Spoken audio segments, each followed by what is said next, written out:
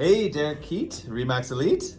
Josh Bourne, Canadian Residential Inspection Services. Yeah, so we've got Josh with us again today for some property inspection, some insight into some things that people want to know about property inspections. So I guess, inspection warning signs. So today we're talking about inspection warning signs. And before we get started, please like, subscribe, give us that thumbs up, show us some love. Thank you. And just kind of for inspection warning signs, people want to know, like, what is a bad inspection? Like, or what is scary? What are things that might be scary, it might not be scary? I guess. Yeah, let's start with that. When I'm rolling up to the site and I look, and the first thing I see when I get there is a sagging roof or the grade coming into the house in sort of a bowl shape. I know there's going to be some moisture issues there, possibly some foundation issues, and I'm kind of bracing myself for how to explain that without even, because I know it's going to be there, so it's just something I'm going to have to deal with. So you're kind of looking at roof and foundation are the two kind of not necessarily tied together, but the grade, missing downspouts, that pretty much indicates there's going to be a moisture issue somewhere down there in the basement. Yeah, sagging roof indicates maybe a moisture issue through the shingles on a previous roof covering, and there's some moisture damage to the structure or the sheathing. So one point, I was told this a long time ago, and let me know if it's true or not. So one thing to look at for insulation, for example, like when you're looking at a roof, if the snow is all melted, then it usually means that you don't have enough insulation in the roof. Is that where the roof meets the soffit? If there's a lot of ice there, that is called ice damming, and that definitely means there's a lack of insulation at the wall and ceiling connection. Warm air is getting out there, melting your snow, causing ice damming, and then that can wreck your shingles and your gutters. Okay, all right. Yeah, no problem. And then, just looking at some of these signs. So when it comes to foundation, we were talking about it a little bit before, but the difference between, like, when people hear foundation crack or foundation damage or foundation slanting, that's a big scary sound. For them. It's kind of run away, right? Pretty much. I'm also a carpenter contractor. Used to do a lot of foundation work, so there's different variations of foundation cracks. That you can have small vertical cracks, which you're going to find that in many older homes anyway. That's not a huge scare for me. But if you have a larger lateral crack where the foundation has a knee joint, that needs to be repaired, and that is something to be of concern about. Okay. Yeah. So if you have anyone telling you that's not a big deal, it is a big deal. So basically, if you've got the horizontal line across, or you've got it buckled, then that's definitely a bigger sign. If it's bowing, that needs to be dealt with. For sure. I've seen for the DIYers out there, I mean, there's an epoxy mix for the cracks, right? So if you just have a line crack in the foundation wall, is that something, like, I've never done it myself, but is that something that, I mean, obviously I'm not saying don't hire a professional, but what I'm trying to say is that something as simple as something that can be fixed with $250 epoxy mix crack filler kind of... For that, I might get a company that does that specifically, because they'll have some sort of clause that says, we will seal this, and if we don't, we'll come back and do it as part of the job that should initially been done.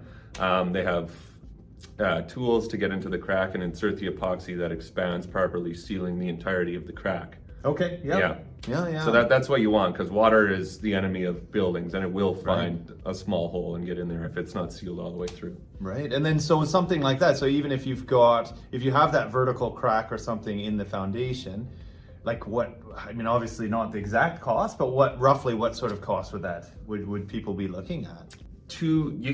For me, you wanna, if there's room in the grade out there, you'd wanna dig down. Like, you can do that quite cheaply with a shovel and some time and some muscle work. Right. Or you can hire a company with a little excavator, get down there and do it fast and save your back some grief.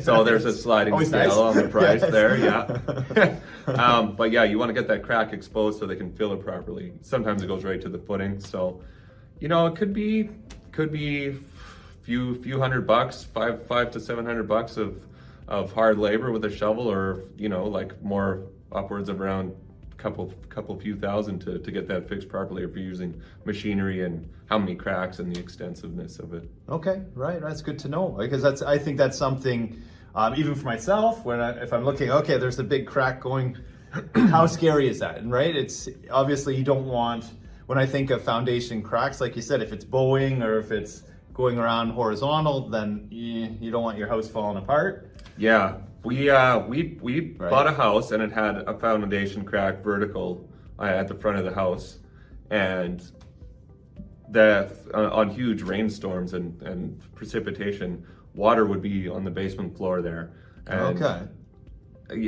When I went back outside, I noticed that there was a missing downspout basically right over top of where the crack was, and we didn't have a great grade all around the house anyway, so extra water from the roof was getting dumped there, and then the grade was already pushing water back towards the foundation.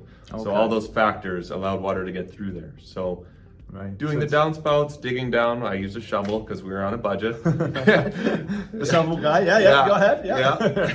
And fix the downspout and fix the grade. That was just all stuff we were going to do anyway, but that mitigated the problem. And I didn't call a company to fill it.